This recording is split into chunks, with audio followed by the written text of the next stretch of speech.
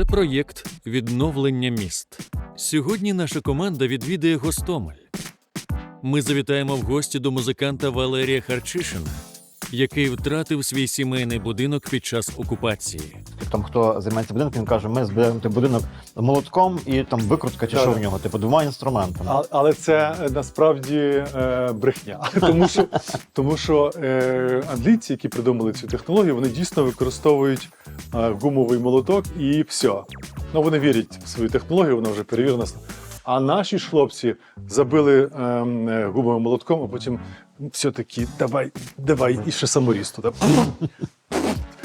На прикладі одного з будинків житлового комплексу Покровський розкажемо, як завдяки силі єднання мешканців можна самостійно відновити фасад багатоповерхівки. Просто безпричинно Просто стали на містку і гасили по будинку з танку. Мене звати Марко Савицький. Я архітектор та громадський діяч. Разом з Ukrainer ми будемо досліджувати відбудову українських міст під час війни, їхню ідентичність та розвиток. Я стану вашим провідником в проєкті «Відновлення міст». Ми спробуємо зрозуміти, як буде відбудовуватись наша країна, розкажемо про натхненні проєкти, успішні кейси та небайдужі організації, які вже сьогодні повертають життя у постраждалі внаслідок війни міста. Гостомель – містечко на Східному Поліссі, за 30 кілометрів від центру Києва. Селище знають передусім завдяки аеропорту Антонов, де під час окупації був знищений найбільший у світі український літак «Мрія». Окупанти планували використовувати аеропорт для висадки свого десанту та переміщення техніки, необхідної для захоплення столиці. Однак у перший день вторгнення нацгвардійці прийняли бій за аеропорт, та ворогові не вдалося втілити задумане.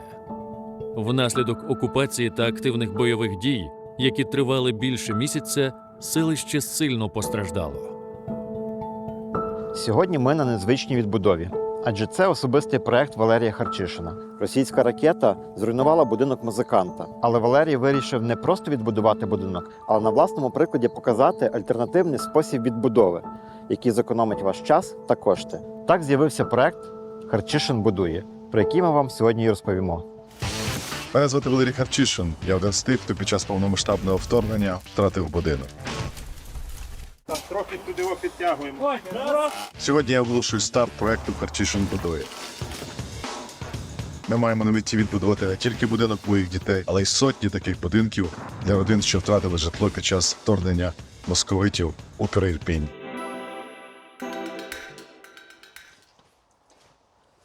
Привіт, вітаю. Привіт. Мене звати Марко, я архітектор, ведучий нового циклу передач команди Ukrainer про відбудову міст України. І ми завітали сьогодні в гості, щоб подивитися цей унікальний проект, за яким насправді відверто я як архітектор слідкую з першого дня того проекту YouTube у каналі «Харчишин будує». І я був втішений, коли команда Ukrainer якраз цей проект подала на те, щоб ми маємо відвідати його, побачити, проговорити про якісь аспекти будівництва і про місію взагалі цього будівництва. Окей, і як виглядає як сподівання і те, що ти побачив сьогодні?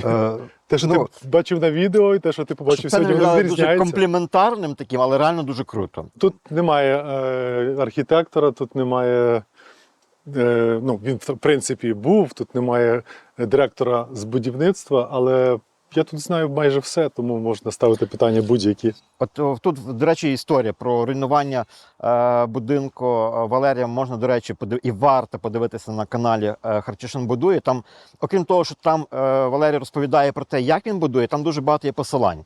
Реально дуже круто, коли не просто розповідаються свої історії, а дається рекомендації, поради всім, хто дивиться передачу.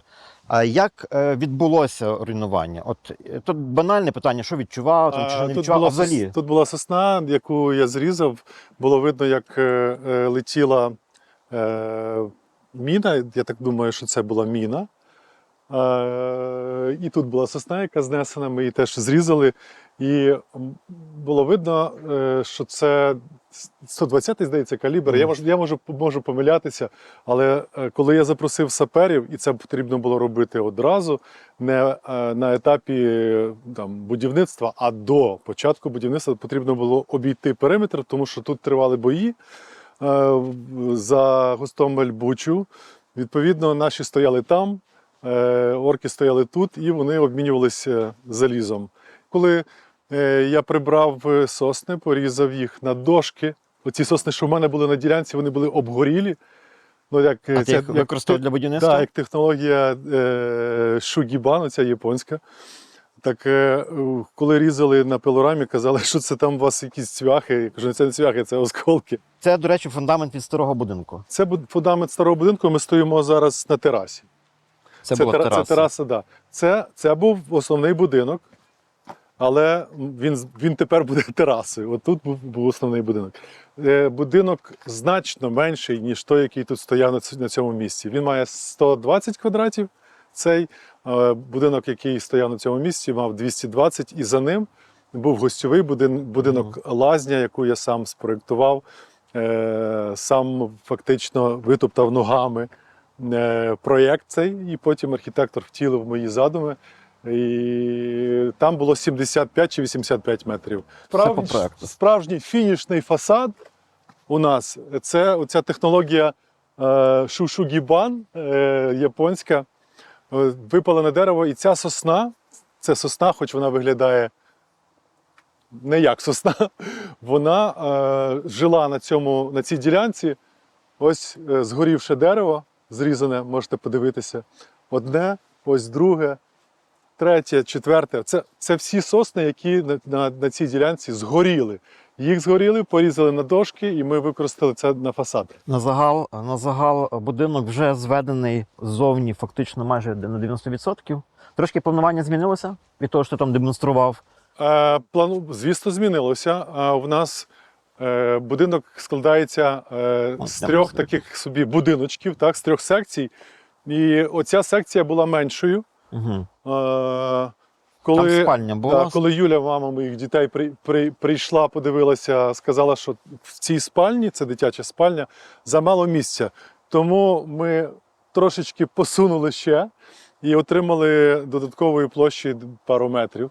Але, до речі, питання, яке я хотів запитатися, взагалі, виробництво цих будиночків, воно робиться з цих фреймових конструкцій, вони взагалі збираються з маленьких частин. Да, з маленьких частин збираються як конструктор тут на місці. Тобто ми мінімізуємо людський фактор, ріжучи їх на ЧПУ, тобто точність до міліметра. Тобто на виробництві є можливість архітектору скинути якісь планування, і є програма, яка вираховує повністю конструктив. Так. Перед тим, як будувати, у вас має бути проєкт.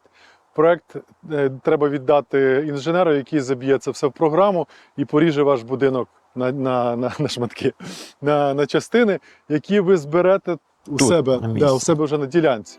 Каркасні модульні будинки активно використовують у відбудові, адже їхня технологія збірки дозволяє звести будинок разом із вікнами та комунікаціями за 10-14 днів.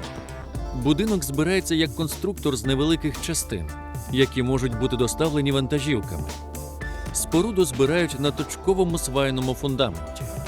Таким будинкам виробники дають гарантію до 60 років і акцентують на їхній високій енергоефективності. Чому саме така технологія? Тому що сюди не заїде жоден маніпулятор, тут нема заїзду. Хіба що отак можна було через ліс, але не факт, що він там не застрягне в тому піску, в ґрунті. Тому вирішено було не привозити готовий будинок, бо є ще такі технології, а скористатися саме збірною модульною конструкцією з маленьких пазлів.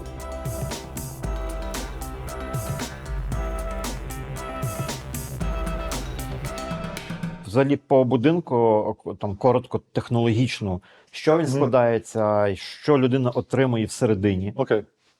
І, можливо, з якими проблемами стикнувся ти і як їх вирішив? Окей.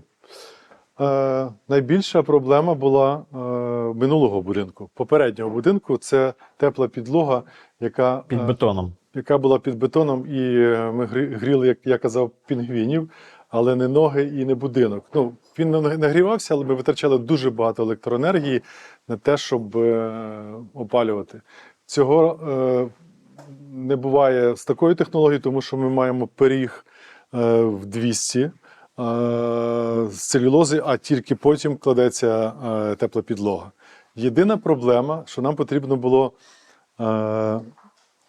вирізати в другому шарі ОСБ канали для того, щоб прокласти оцю синю трубу для водяної підлоги. Тут не електропідлога, а водяна. Краще, можливо, було б електропідлогу зробити, якщо у вас просто електроенергія виключно, немає газу. Але якщо у вас є можливість оптимізувати витрати в енергоефективному будинку і поставити тепловий насос, Або на твердому паливі котел. або на твердому паливі котел, то тоді треба максимум брати з того теплового насосу. Він гріє воду. Відповідно, треба зробити теплу підлогу з водяну. І це було складно вирізати. Можна було відвести назад на ЧПУ, але ви уявляєте, це все на ЧПУ вирізати.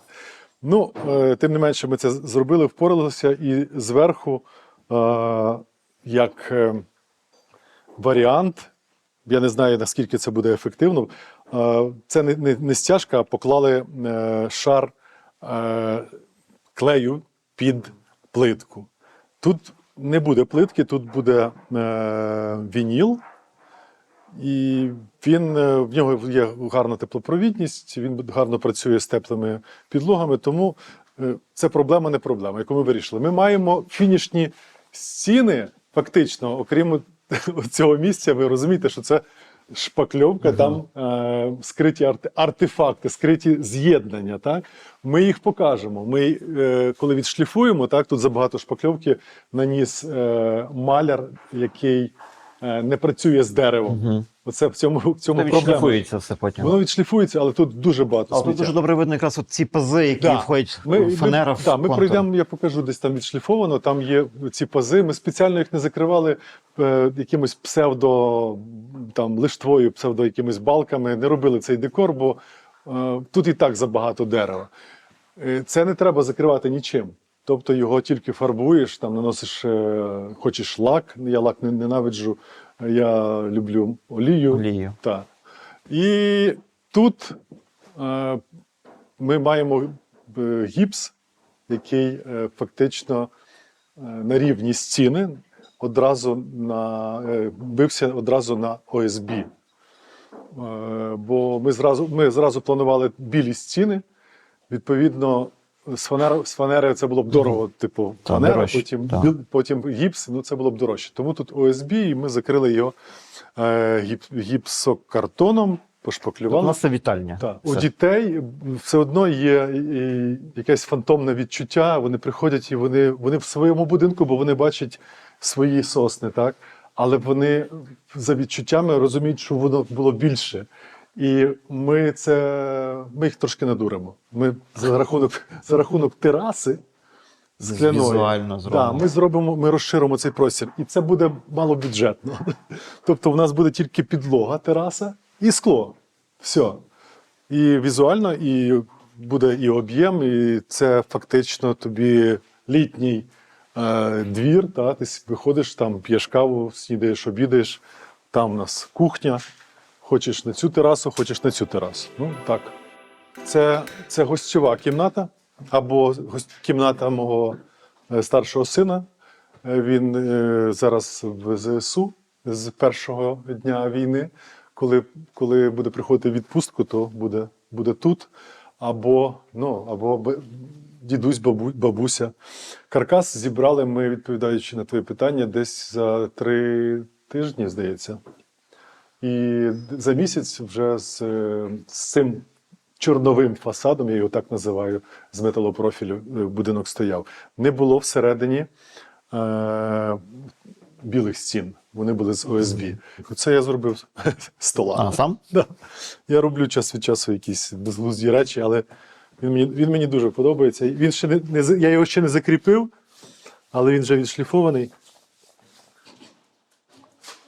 Вікна зробили такими, тому що ліс. І хочеться, аби візуально очима він був ну, присутні, бо тут паркан буде, скоріше за все, прозорий. Та й таке.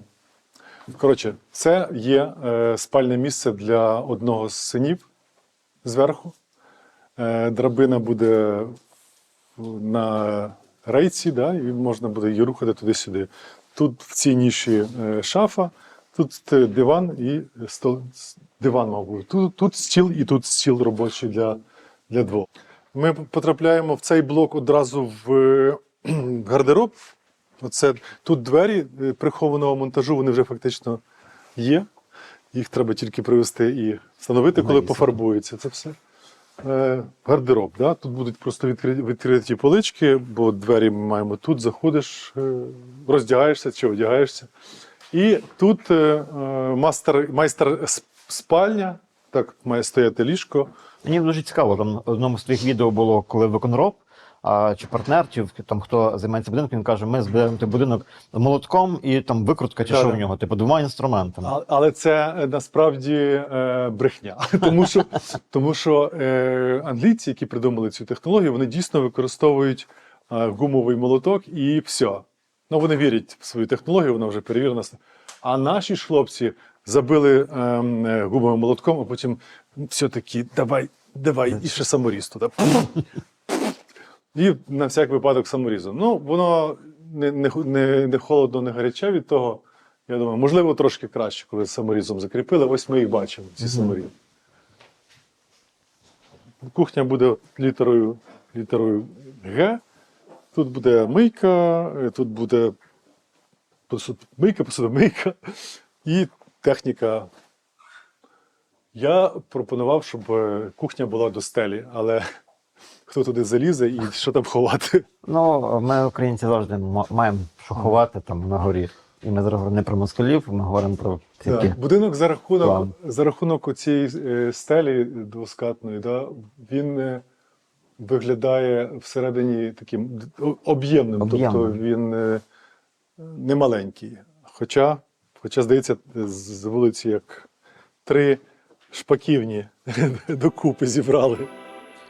Ти там декларуєш, що в планах взагалі фундації є 100 будинків і більше. Так. І більше. Так би хотілося. Якщо це буде 50, я буду щасливий. Але буду мріяти про те, що я колись побудую ще 50.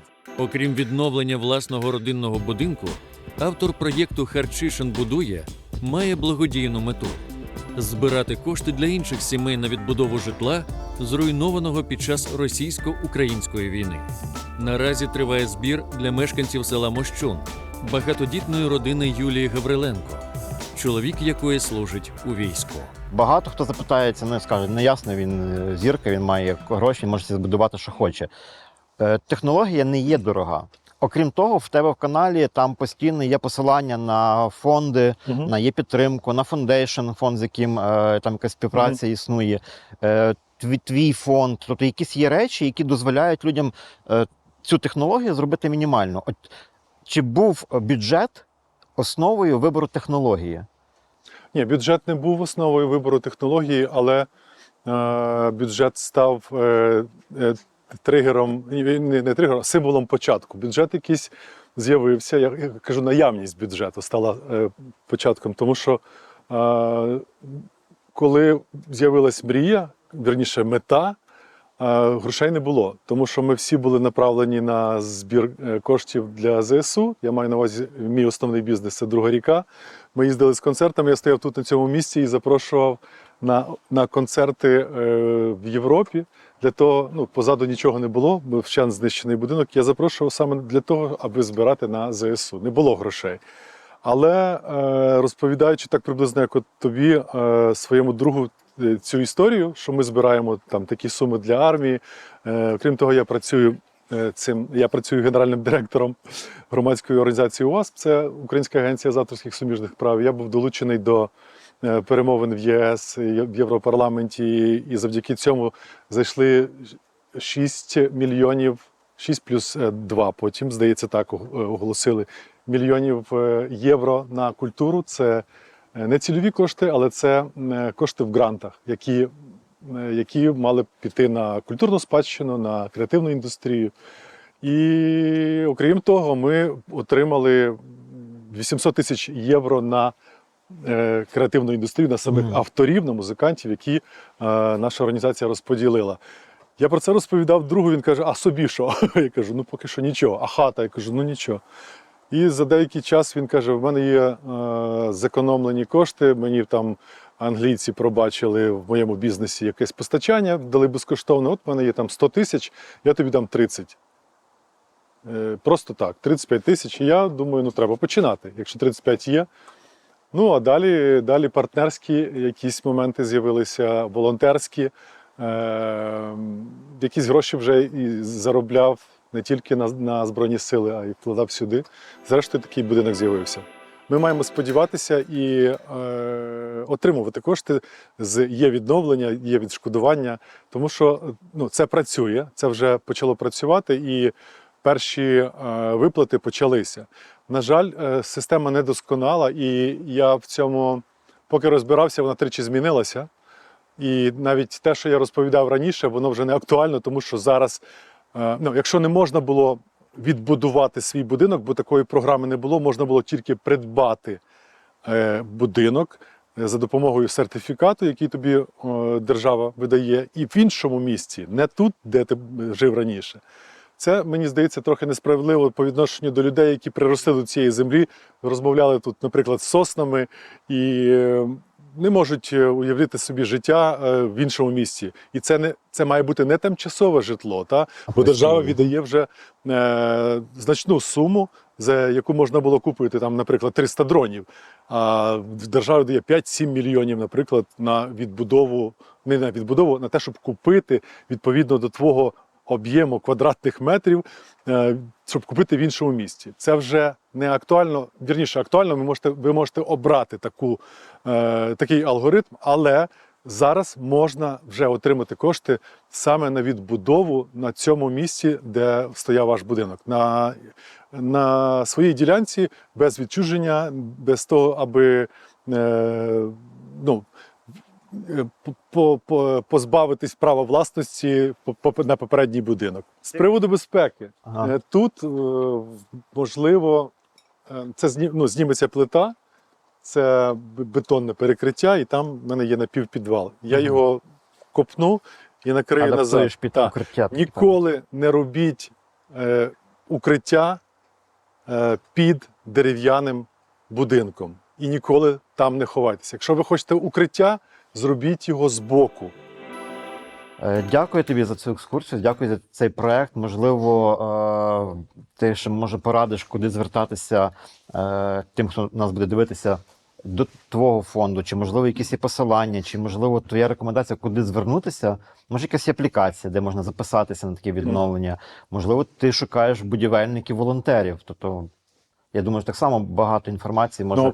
Я все шукаю. Будівельників, волонтерів. Будівельників шукаю. Так, в нас є, до речі, будівельники-волонтери, які дійсно працюють безкоштовно, і вони займаються такою брудною роботою. Вони випалюють фасад, б'ють, реально палять, сидять в дошки, потім вони їх чистять, вони їх шліфують, вони їх миють, вони їх фарбують, бо це ж не просто випалена дошка, вона ж має ще зверху фінішне покриття, захисне покриття, три в одному. І вони працюють фактично безкоштовно тут, вже тут, і сподіваюся, що вони нас не залишать і будуть надалі на соціальних проєктах будувати. Я шукаю грошей, але не для себе, а для будівництва іншого житла для тих людей, які поки що не отримали відшкодування від держави, але вони його обов'язково отримують. Але для того, щоб вони не очікували в якійсь буді, вони можуть починати вже сьогодні. Коли зайдуть гроші, відповідно, компенсація буде і будівельникам за те, що вони зробили. Тому починаємо сьогодні, живемо сьогодні. І мріємо під дахом. І мріємо під дахом, тому що мріяти в буді, це принизливо і негідно для українця.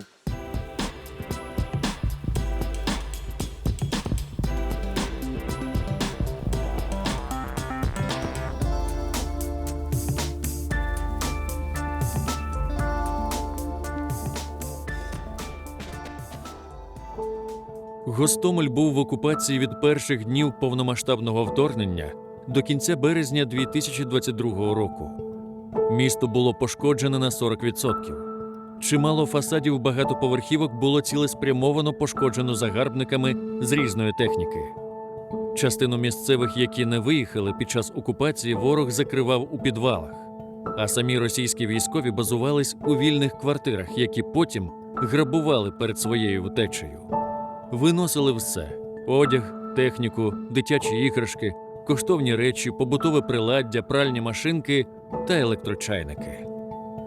За 2 роки після деокупації в Гостомелі активно продовжується відбудова як приватного житла, так і великих комплексів. Люди поступово повертаються додому та долучаються до відбудови. Історію однієї з частково відновлених багатоповерхівок дивіться далі у випуску. А це вже багатоквартирний будинок в Гостомелі. 144 сім'ї залишилися без домівок, коли окупанти з танку розстріляли будинок. Нині багатоповерхівка відновлена зусиллями самих мешканців. Люди не стали чекати на допомогу, а власним коштом відбудували своє житло. Житловий комплекс Покровський складається з декількох багатоповерхівок в кілометрі від аеропорту Антонов, який видно з останніх поверхів. Одна з його будівель найбільше постраждала під час окупації містечка і була розстріляна окупантами з танку 3 березня. На сьогодні фасад цього будинку вже частково відновлено. Якими ресурсами просувалася ця відбудова, дивіться далі. 24 лютого близько 11 години почали летіти з балкону, ми спостерігали гелікоптери. І, в принципі, ще не зрозумівши, що відбулося, ходили, гуляли в обід, спостерігали підбиття літаків. А 25-го ми вже прийняли рішення виїжджати з Гостомеля. І під обстрілами нам вдалося за 5 годин добратися до Києва. А тут сам аеродром десь недалеко знаходиться. Аеродром знаходиться в кілометрі звідси, трішки ліворуч. І якщо так в будинку на верхніх поверхах жити, то його видно. І ці всі події, вони були їх можна було спостерігати, просто вийшовши туди далі ближче до поля. Всі ці бойові дії там було чудово видно. 25 числа ви залишили квартиру і виїхали з міста. Так. Коли було попадання? Це було попадання ракети, чи це був якийсь інший вибух? Що це було? Ні, це були 3 березня почався вже повномасштабний обстріл будинку з пожежами. Сюди його обстрілювали, просто там є місточок на дорозі трішки далі. І його просто обстрілювали з танку. Просто безпричинно обстрілювали? Просто стали на містку і гасили по будинку з танку.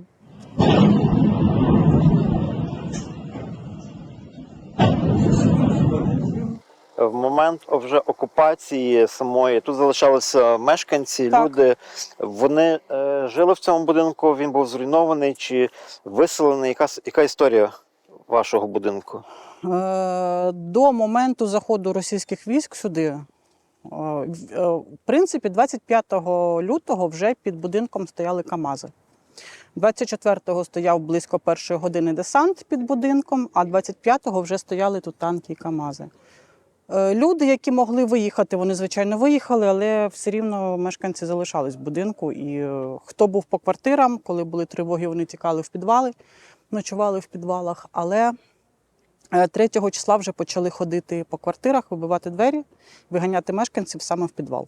Є кадри, відео десь в якихось будинках Гостомеля, де виламують Це під'їзди. якраз наш комплекс. Ваш комплекс? Да, це трішки просто. То вони десь тут і заселялися? Так, вони заселялись в нашому будинку, в 5-му будинку, тобто де їм подобалось.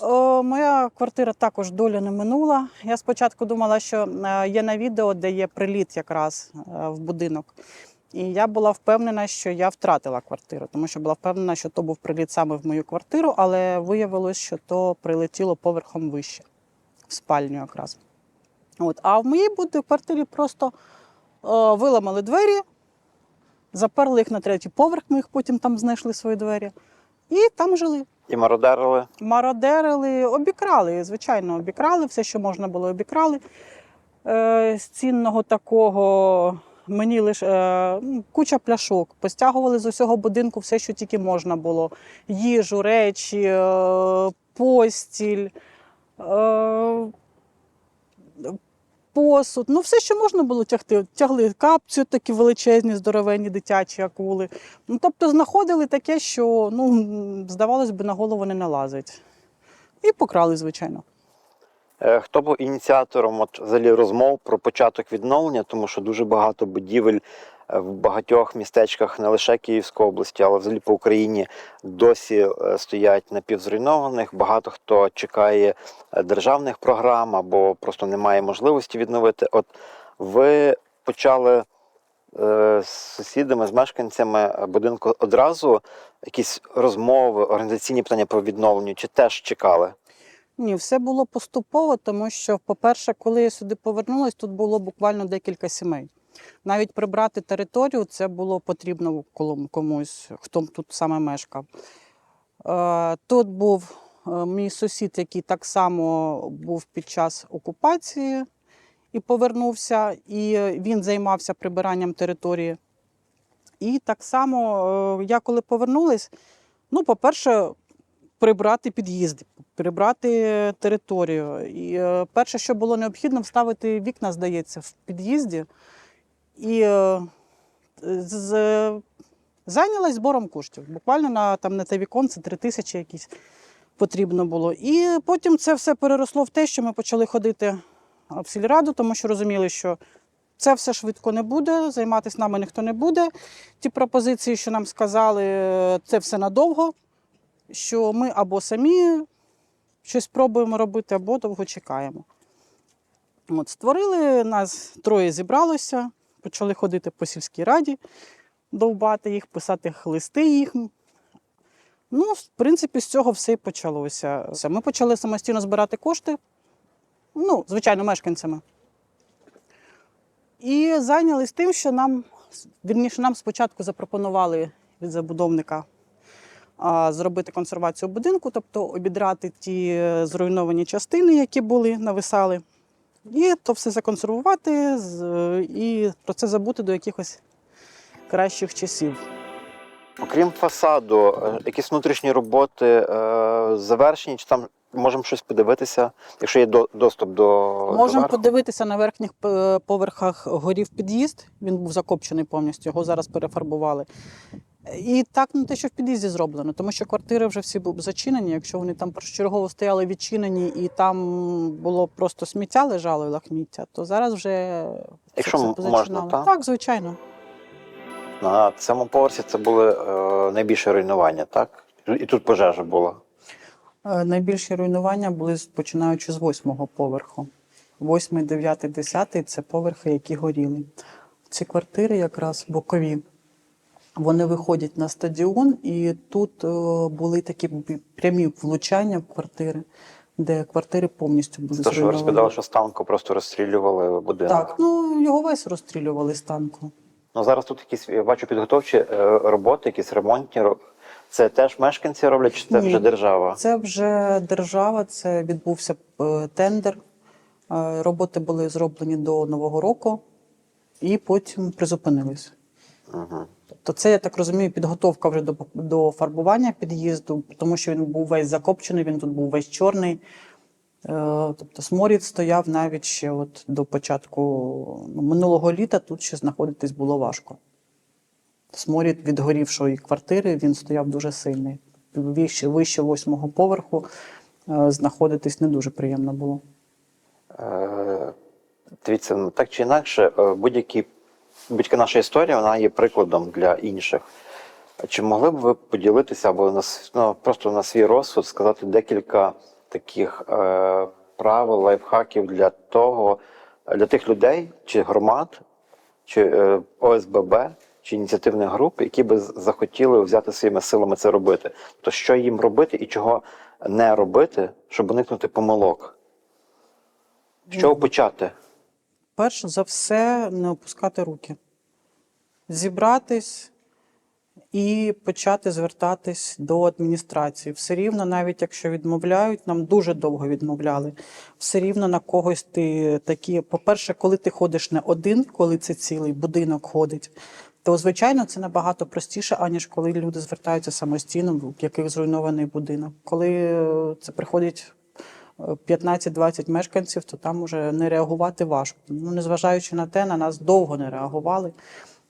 Ходили, довбали, писали, піднімали скрізь, кого могли, піднімали телебачення, піднімали журналісти, всіх, ну, де могли бути задіяні, там і задіювали.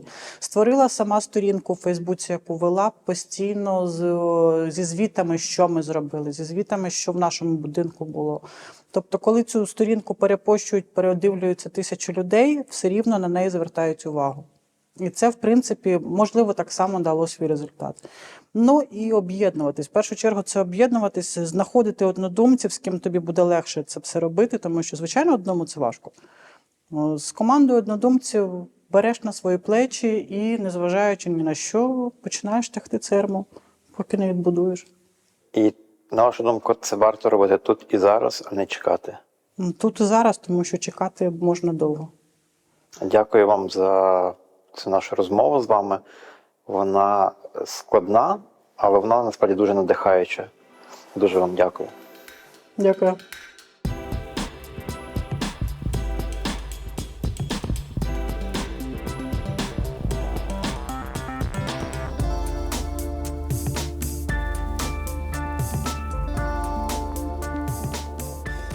На мою думку, цінність історії відновлення багатоквартирного будинку в Гостомелі полягає в декількох моментах.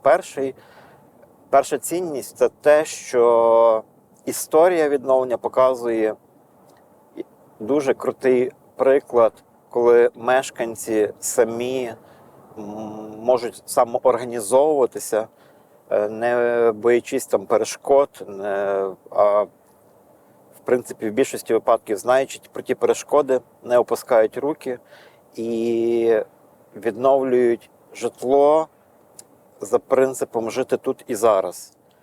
Ми, коли знімали сюжет в Гостомелі з Валерієм Харчишиним, там принцип прозвучав такий самий. Тобто час, поки ми чекаємо, це і є наше життя. Я ще додам таку ремарку невеличку. Я коли переглядав відео, є дві фрази, які мені дуже резонували. Угу. Перша з них це була сказана. Ну, взагалі, ми коли от робимо цей цикл, завжди виникає питання, чи на часі. От в кожній передачі з кожним об'єктом звучить питання, чи на часі, чи варто, чи не варто відновлювати. Я навіть там в якихось підводках про це говорю постійно. І була сказана фраза, що час, коли ми чекаємо, це і є наше життя. Ми живемо. Так. Ми живемо. І це настільки мене вразило. А друга була сказана фраза, яка дуже мені, як архітектору, резонує. Я би їх виніс там якісь, там, не знаю, на плакатах. Дисклеймер якийсь. Так, вона звучить приблизно, можу помилитися, але найкраще мріяти під дахом. Ну так. І тут теж ще один приклад гостомельського відновлення. Він ще раз проілюстрував цю фразу, що жити треба тут і зараз, що час, поки ми очікуємо, це теж є нашим життям. І в цьому є велика цінність. Другий момент – це, знову ж таки, історія відновлення показує, що не все у відновленні є легко. Не завжди мешканці, громада об'єднуються навколо спільної мети. Завжди є якісь певні перешкоди, які стосуються комунікації з чиновниками, пошуку фінансування. Взяти першочергово, я ж кажу, планувалося просто консервація, то, в принципі, чуть трішки за більшу суму, якщо нам озвучили за консервацію там близько 300-400 тисяч, аби позаліплювати, а ми за 700 з копійками повністю відновили весь фасад. Контроль фінансів ви робили самостійно, тобто Так. групою своєю ініціативною? Так. Контролем фінансів займалась я якраз, так само і збором коштів і виплатами підрядній бригаді. Підрядну бригаду ми знайшли, ну, умовно кажучи, такий провели міні-тендер тут самостійно між тими бригадами, яких можна було залучити. І майже вже там десь близько до грудня, якраз нам повезло, що не було сильних морозів, ми завершили фарбування фасаду, вже кінцеві роботи. Це до грудня 22-го року. Так. Тобто фактично це не трошки менше року часу у вас пішло на те, щоб сформувати Так. ті всі роботи під ключ. Да. Фактично власними силами. Да. Наша сьогоднішня героїня, вона своїм прикладом показує, що це складно, але можливо і варто робити. Друзі, долучайтеся до нашої спільноти донейтерів на платформі Contribit та підтримуйте Юкрейна. Підписуйтеся на наш YouTube канал та діліться випусками в соцмережах, пишіть свої враження від серії та ставте вподобайки.